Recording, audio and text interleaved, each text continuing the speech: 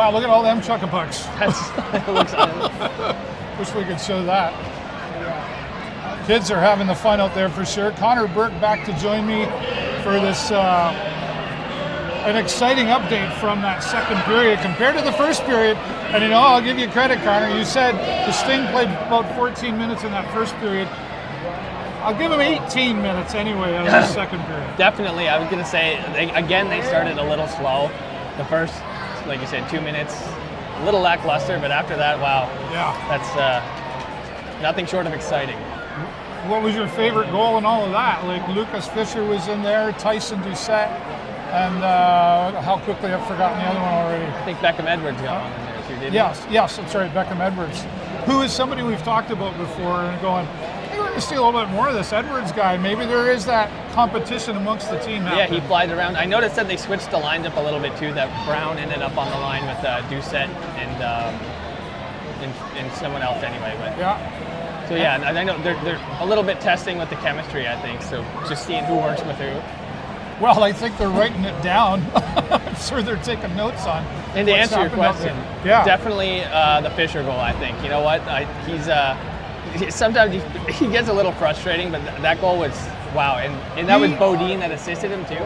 That was both defensemen on the rush. I don't even know where the forwards were. They were behind the defense. He just came through, got the pass, and just kind of went.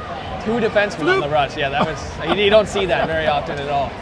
No, and kudos to, all the goals were actually, one with Tyson Doucette, another one that, all 3 goals were quite magical, but I would have to agree with you with Lucas Fisher taking the win. That was incredible, yeah. Back in the locker room now, you're 4-2 against a team that pretty much kicked your butt. Gave you the works a little bit. So it goes to show that, and I know it's early because it's early in the season, but this Sarnia Sting team, while young, is a powerful force. I mean, they've got a long road ahead of them. There's some big teams out there. Windsor will be one for sure. I think Windsor's going to be one for many to have to get through. I believe so. I think they're going to be at the top of their conference for a little bit, and we're going to be chopping down at their door. So. Yeah. Let's talk about the referees. I'll let you do that for a minute, but I mean, I don't say too much about the refs, but 3 times they've been booed already by the Sarnia Sting fans. How much merit is there in that? We'll be nice. There was, that's just one of those things. But I think the hit in the corner there that they called I don't even know what they were looking at really. It was a little shove and he slipped from behind. I don't know. But yeah, I'm not a ref, and that's just how it is. Just one of those things. That's just how it is. And then Lucas Fisher was down out here. Saginaw. It looked to me like he was right on top of him. And somehow Lucas got the penalty. I don't know what happened there. Yeah, like I said, I don't know. I can't say too much. You can. You're just afraid to. I'm afraid. The OHL is coming after me.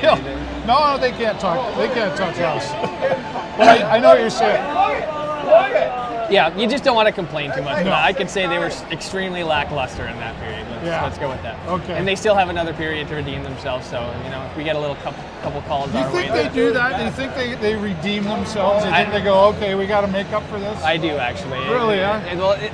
In the NHL 2 years ago, actually, an old referee he had been fired because he got caught on the hot mic saying. He's like, that was my bad. We'll get you guys one back. So right.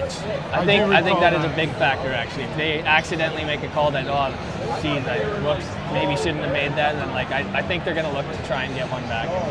That's just the way the game works, and that's fairness in my opinion. Oh, yeah, it is it? Okay, all right, fair enough. It's interesting you say that. You talk about referees. I happened to come across a clip today. I believe it was his name was Garrett Rank. Referee, and I think it was last year. It was Ottawa and Florida, I want to say, where he gave everybody on the ice 10 minutes. Yep. That's got it. First time in history, or it was a power move for sure. Like you're messing around, you sit. You're messing around, you sit. There's no. I'm not playing games here. But they have the power to do that. Everybody on the ice got 10 minutes, right? And if you go back and watch the game, which I did a little bit, I think that was, the referee sending a message saying, you guys aren't listening to me out there. Enough is enough, so now you're really going to get... and that's, I think, something that gets missed by the fans a lot is the referees really have to take control out there as far as safety goes and as far as what they will allow, set the mood, if you will. Yeah, no, certainly. There's a fine line to be crossed between a competitive hockey game and borderline violent, I guess, would be. Right. So it's a rough sport, but it doesn't have to be violent. Yeah, you don't have to go injuring the guy the next, take him out for the next couple games, Right. But a good hit every now and then for sure. In a fight, and as long as it's clean, let him go. But play the game. There is a line, and they'll draw it, and I think they know for the most part. Now we've seen the Sting in this position preseason and regular, where okay, they're ahead by 2. I'd like to see a couple more there against a team like Saginaw, because I'm not counting Saginaw out of this game in this third period right now. They're obviously capable. The Sting have to hold on and then get a little bit further ahead. And we've seen this happen before. It turns around and then we go tie game and we're going overtime. I don't like overtime. It makes my heart beat out of my chest. I gotta say that. And what's the Sting got to do to keep ahead here? Just keep a consistent pace. Keep on that puck. Be the first one in the boards. Keep making good passes, because I think they figured that out with the zone entry a little bit. They still struggle sometimes, but just have the puck at all times. As much as you can, and keep it out of your zone. And you can kind of sit back and kind of play a defensive game. You want another goal. But going into the third period with a 2-goal lead is probably one of the worst leads in hockey, because like you said, how quickly did it turn around? So. Yeah. Right. Maybe one more and then just lock it down and play a defensive game. Keep everybody to the outside. All right. Well, hopefully they're watching you in the locker room taking your advice. I hope they're not listening to me. Well, Connor, thanks again for coming up and giving your support here. Thank you. And, of course, we'll have the post-game press conference here tonight after the end of the third period.